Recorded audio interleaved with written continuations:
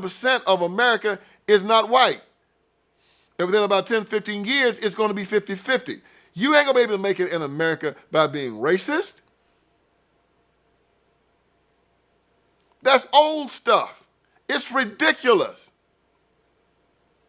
The only person in America right now that will judge you slowly on the color of your skin is an insane person.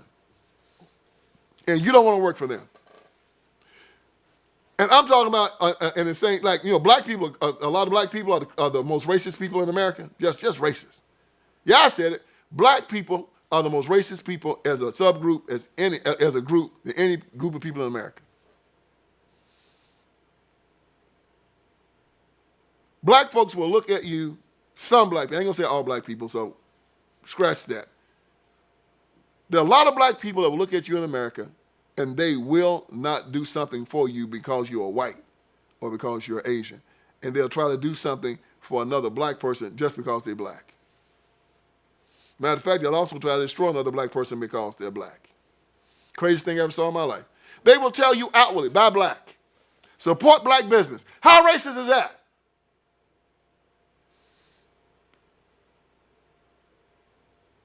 So when y'all try to tell me black folks ain't racist, yeah, support black business.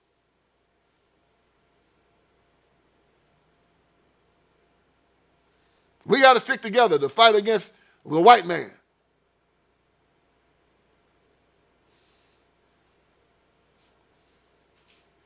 Let's boycott. Let's use blackmail and coercion to force companies and support white American to doing and force white American to doing what we want them to do. And they're stupid enough to think that kind of stuff is going to help them economically. And it never helps.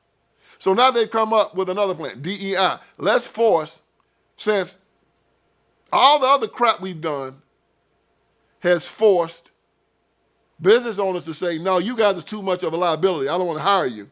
We're going to now say, well, since you won't hire us based upon merit, we're going to start forcing you to hire us based on numbers. But if you don't have so many black people working for you, we can sue you.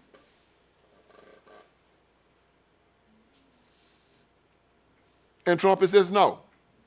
The training wheels have got to come off of the United States of America. The training wheels have got to come off of the black community. It is time for you to go out there and ante up as men.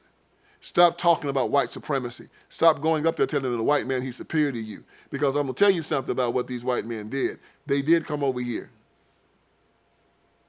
across the Atlantic Ocean. They did come and take on a nation that had an indigenous population that didn't appreciate them being here.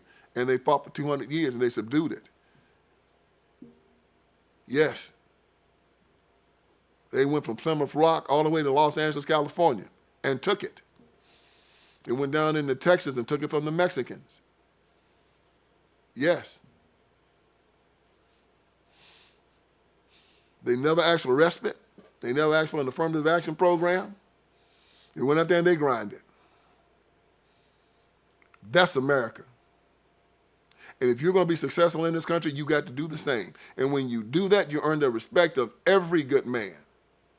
And there have been black men, the Buffalo Soldiers, the one that went out west, the exodusters after the Civil War, and farmed and tilled the land, and are still out there today being prosperous. There are prosperous black, white, Jewish, Asian people all over this country. And then there are the ones in that other subgroup that's going to sit back and complain about it being too hard, about it being too difficult, about I need a handout. I need a respite. And they're the ones that gravitate to these ghetto kings, the Sharptons and the Jamal Bryants and all of these other ghettoized Negroes. The lower class people who believe exactly what they're supposed to believe. I'm inferior. You are what you think you are. As a man thinketh, so is he. So if you think you're inferior, I agree with you. If you think that the white man is superior to you, you're right. If you think that you need DEI in order to survive, you need it, but you ain't gonna get it. If you think that you need reparations for work that your ancestors did, you probably need it, but you're not gonna get it. You say, well, I went to high school, but the teachers didn't teach me to read and write. What do? Take one of them jobs them illegals had. You don't have to learn how to read and write to clean up, to go out in the field and work, to do manual labor, make a living. You might not become a millionaire doing it, but you can feed yourself and feed your family doing it. You don't have to be a millionaire to do floors, to cut grass. You don't have to have a college degree. People come across the Rio Grande, can't even speak English, and make more money in 1 year than most black men that have been in this country for 10 generations. Explain that. The guy working in your yard, you ought to speak to him, all he can say is, all he can do is wave at you. He don't even know the language. And is making more money than you can, than you make, and you've been here for 20 generations. Why? Grinding.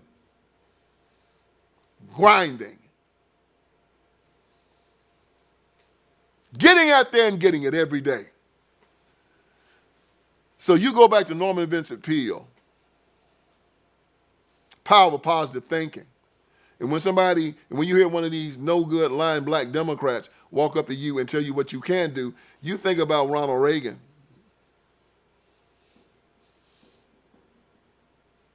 You think about my father that came out of the cotton plantation. You think about Joe Louis and him knocking out Max Melling. You think about what Jesus Christ said, all things are possible if you believe. You think about what Socrates said when he said that as a man thinketh, so is he. And then you think about all the men who have succeeded in America and who tells you that all these things are true. Or you can fall back to the Martin Luther Kings and the Al Sharptons of the world who tell you that you're nothing, you're nobody, you got to get a law passed, and that there's white supremacy and that the white man is superior to you. And when you think that, you're correct. He is superior. You are inferior. You are beneath. And that's where you belong. And that's where you should stay. And you stink in my nostrils, and I want you nowhere around me.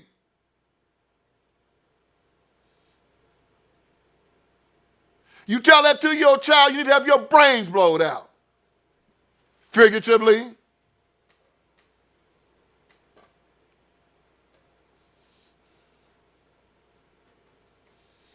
But that's why I run this show. And that's why I do what I do.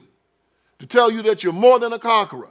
That through Jesus Christ, you can do anything you want, can have anything you want. But the most important thing you will have is perfect peace.